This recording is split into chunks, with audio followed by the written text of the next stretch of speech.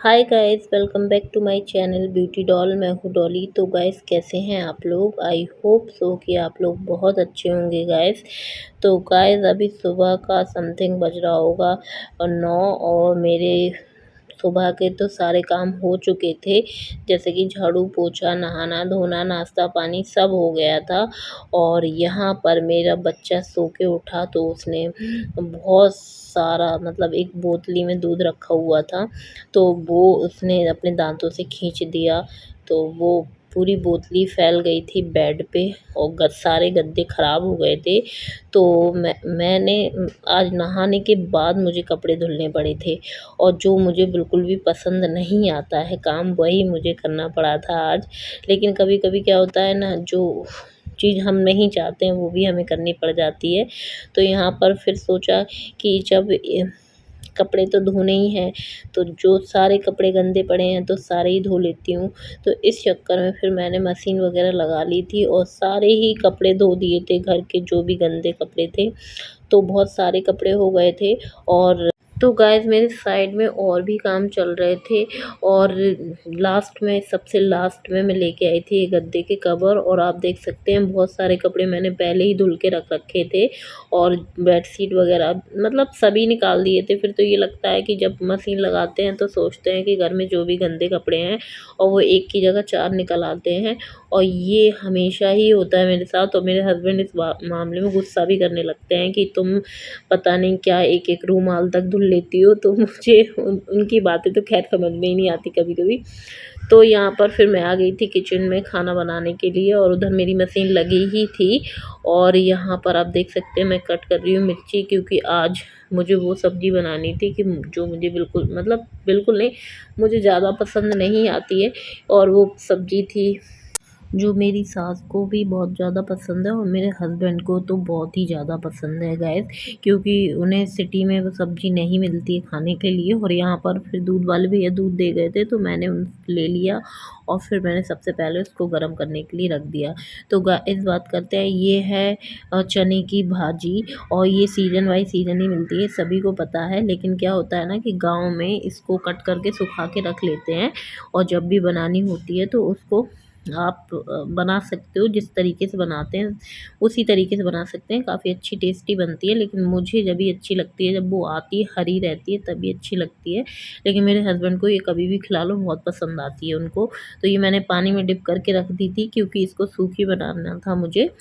और फिर उसके बाद मैंने यहाँ पर आयरन की कढ़ाई रख दी थी, और उसी में बनानी थी, क्योंकि भाजी अगर आयरन की कढ़ाई में बनाओ तो टेस्टी बनती है सब्ज़ी। और यहाँ पर सबसे पहले मैंने जीरा और लहसुन से तड़का लगा दिया है, और यहाँ पर फिर डाल दी मैंने हरी मिर्ची। और उसके बाद मैंने यहाँ पर डाली है लाल मिर्ची। और मैं भाजी इस प्रकार से बनाती हूँ, और यहाँ पर मैंने सरसों का तेल यूज़ किया है। और इस प्रकार से जब भी भाजी बनाओ तो बहुत टेस्टी बनती है, कभी आप लोग बना के देखिएगा। और फिर उसके बाद अब जैसे ही ये पक गई थी सारी चीज़ें, वैसे ही मैंने इसमें आलू डाल दिए, क्योंकि जितने आलू मुझे चाहिए थे मैंने उतने ही आलू यहाँ पर कट किए हैं और मैंने इसमें डाल दिए हैं। और उसके बाद जब आलू थोड़े फ्राई से हो गए थे, फिर उसके बाद मैंने इसमें डाल दिया था नमक। और इसमें ज़्यादा कोई मसाले नहीं डालते हैं, सिंपल ही बनाई जाती है। कोई भी भाजी होती है ज़्यादातर सिंपल ही बनती है। तो इसके बाद गैस, मैंने पानी में जो भाजी रख रखी थी उसको मैंने निचोड़ती जा रही हूँ और इसमें डालती जा रही हूँ। और क्योंकि मैंने निचोड़ के नहीं रखी थी, अच्छे से धुल के पानी में रख रखी थी, तो वहीं से मैंने निचोड़ती जा रही हूँ, इसमें डालती जा रही हूँ, आप देख सकते हैं। वैसे तो ये भाजी बहुत अच्छी लगती है जब ये मतलब सीजन में आती है, सर्दियों में तो बहुत अच्छी लगती है। लेकिन इस तरीके से भी बनाते हैं, जब रख के बनाते हैं तब भी अच्छी लगती है, लेकिन मुझे नहीं अच्छी लगती। मेरे हस्बैंड को, मेरी सास को तो अच्छी लगती है, मेरे बच्चों को भी, बच्चे भी खा लेते हैं इसको। तो यहाँ पर जैसे ही ये छुप गई थी वैसे ही मैंने इसको ढक करके रख दिया था। फिर उसके बाद मैंने सोचा कि टाइम है, और तो मैंने एक फ्लेम पे दूध रख रखा ही था और एक पे सब्ज़ी चढ़ी हुई थी, तो मैं यहाँ पर आटा लगाने लगी। और गाइस आज ऐसा हुआ कि बहुत सारे काम जो मुझे नहीं करने थे तो वो मुझे करने पड़ रहे थे। और फिर यहाँ पर आप देख सकते हैं कि मैं यहाँ किचन में लग गई थी और उधर मेरे कपड़े धुल ही रहे थे, पता नहीं कैसे धुल रहे थे, मुझे खुद नहीं समझ में आ रहा था। मुझे लग रहा था कि आज तो बहुत ज़्यादा समय लग जाएगा मुझे।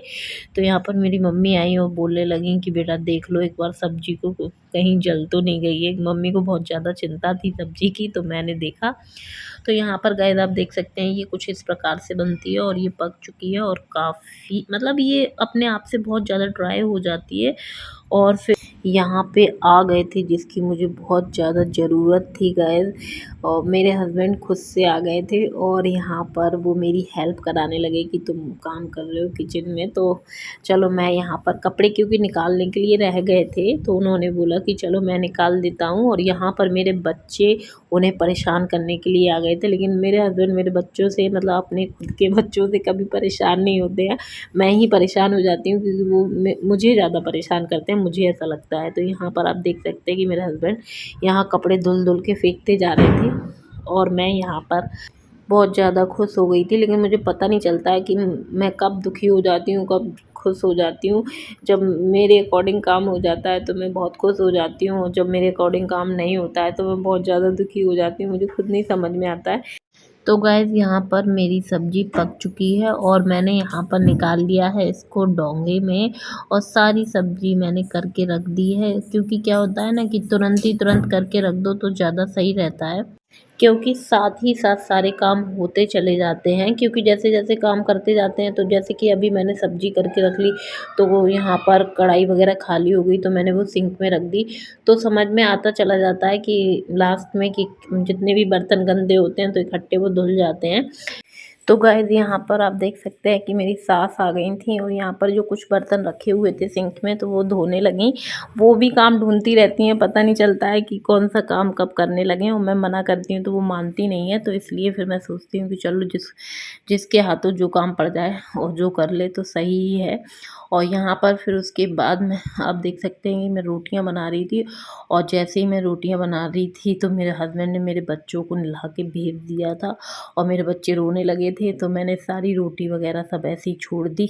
और सबसे पहले मैंने अपने बच्चों को देखना ज़रूरी समझा, और मैं हमेशा ऐसा ही करती हूँ। अगर मैं कोई काम कर रही होती हूँ और मेरे बच्चे रोने लगते हैं, मेरा छोटा वाला बच्चा ज़्यादा रहता है तो वो रोने लगता है, तो मैं पहले उसको देखती हूँ उसके बाद ही कोई काम करती हूँ, क्योंकि मेरे लिए सबसे पहले मेरे बच्चे हैं, काम तो बाद की बात रहती है, वो तो दिन भर पड़ा रहता है, कभी भी कर लो। तो यहाँ पर फिर मैं अपने बच्चों को तैयार करने लगी दोनों को, और वो बहुत रो रहा था क्योंकि मेरे हस्बैंड वहाँ पर बिजी थे, नहीं तो वो उसको चुप करा लेते हैं, उसको खिला लेते हैं, और वो कपड़े धुल रहे थे तो मेरी हेल्प ही कर रहे थे एक तौर से। तो यहाँ पर फिर मैंने अपने बच्चों को जब तक तैयार किया, और उधर मेरी मम्मी ने बर्तन धो लिए थे और उधर मेरे हस्बैंड ने कपड़े धो दिए थे, तो बहुत ज़्यादा हेल्प हो गई थी। और सुबह से गाइस जो मतलब मुझे समझ में नहीं आ रहा था कि जो काम मुझे नहीं करने थे वो मुझे करने पड़ गए थे, तो मेरा दिमाग सुबह से ही आउट हो गया था। जैसे माइंड मेरा क्या रहता है ना, जैसे मैं सेटअप कर लेती हूँ कि सुबह उठ के क्या क्या करना है, और अचानक से अगर कुछ अलग सा काम करना पड़ जाता है ना तो थोड़ा माइंड मेरा तो हमेशा ही डिस्टर्ब टाइप का हो जाता है। और ये सारी चीज़ें तो ठीक है चलती ही रहती हैं घर में। और फिर मैं यहाँ पर दोबारा आ गई थी किचन में, और फिर जो रोटियां रह गई थी तो मैं फिर यहाँ पर रोटियां सेकने लग गई थी। वैसे मेरा घर जो है वो बच्चों वाला घर है, तो हमेशा कुछ अलग ही हो जाता है घर में। अगर मैं सोचूं कि अब मुझे आराम करना है और मेरे बच्चे पता नहीं कुछ ना कुछ फैला देते हैं, तो फिर मुझे उसको समेटना पड़ जाता है। और वो ऐसा वैसा नहीं फैलाते, वो छोटा वाला तो बहुत ज़्यादा आतंकवादी टाइप का है, तो वो इतने बड़े बड़े काम फैलाता है कि उसमें आपको 2-4 घंटे लग जाते हैं। और ये मेरा बेटा एक सज्जन बेटा है जो मेरी हेल्प कराता रहता है। और यहाँ पर वो ज़्यादातर मैं बोतल धुल के रख देती हूँ तो वो हमेशा भर के रख देता है। और आप देख सकते हैं कि वो अभी भी बोतलें सारी उसने भर के रख दी थी, सारी बोतलें, बोलने लगा कि मम्मा मैंने इतनी सारी बोतलें भरी हैं तो आप दिखा दो। तो मैं आपको दिखा रही हूँ कि मेरे बच्चे ने बहुत ज़्यादा मेरी हेल्प कर दी थी, और सभी लोग आज उतर आए थे पता नहीं हेल्प करने के लिए। और यहाँ पर आप देख सकते हैं कि किचन का सारा काम हो चुका है और किचन साफ़ हो गई है। सारे बर्तन भी धुल गए हैं, जो चीज़ें रह गई थी वो भी हो गई, झाड़ू वाड़ू भी लगा दी थी। और यहाँ पर ये कपड़े भी धुल गए थे और मेरे हस्बैंड कपड़े धुलवा के चले गए थे बाहर। उन्हें पता नहीं किसी का फ़ोन आ गया था, वो घर में कम रहते हैं, बाहर ज़्यादा रहते हैं। और यहाँ पर फिर मैं सारे गद्दे का मतलब मैंने एक-एक करके गद्दे उठाए और मैं इनको धूप में लेके जा रही हूँ, क्योंकि मुझे मतलब बिल्कुल पसंद नहीं आता है कि किसी चीज़ में किसी भी प्रकार की स्मेल आए। अब गद्दे तो नहीं धुल सकते थे, अब वो दूध की स्मेल जो है वो कैसे जाती, तो इस चक्कर में मैंने पहले इनको गीले कपड़े से पोंछ दिया था और फिर उसके बाद दोनों गद्दों को मैंने धूप में डाल दिया था। और करना तो था ही, क्योंकि कौन करेगा, मैं यही सोच लेती हूँ, मैं ही हूँ अपने घर में करने के लिए और मेरे हस्बैंड है तो वो नहीं है, तो फिर मुझे को करना पड़ता है। और यहाँ पर आप देख सकते हैं जितने भी कपड़े उन्होंने धोए थे तो वो यहीं छोड़ गए थे।